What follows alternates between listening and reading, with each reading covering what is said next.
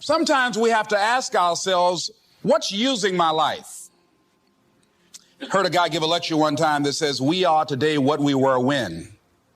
And he was talking about the fact that we, to a great extent, behave, think, react because of some previous experience that we've had. One of the things that we know about life is that it is always changing. Sometimes you're up, sometimes you're down.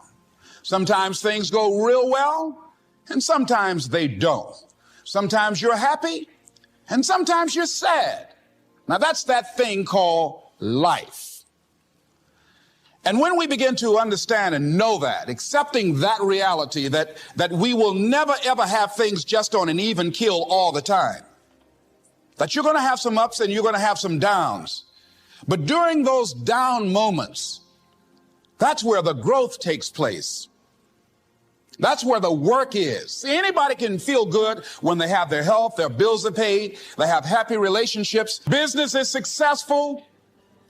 Anybody could be positive then. Anybody can have a larger vision then. Anybody can have faith under those kinds of circumstances. Am I correct? Yes. See, but the real challenge of growth, mentally, emotionally, and spiritually, comes when you get knocked down. Somebody said that adversity introduces a man to himself or a woman.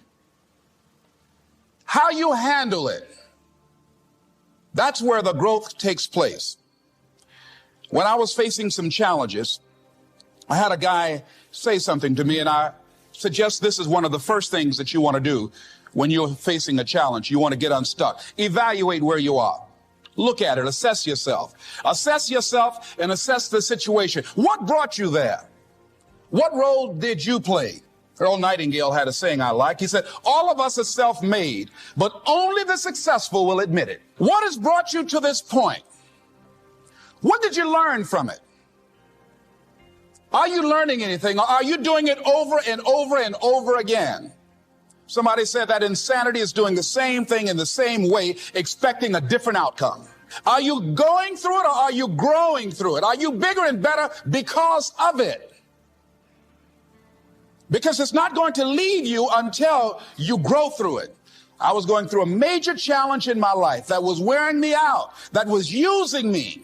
Well, you see, your mind is, when you go into a service station to get gas, you don't go in there and just start pumping. When you push the lever up, it clears the previous bill. By the same token, if you want to begin to move, you've got to clear your mind of all the unnecessary luggage and baggage that's weighing us down.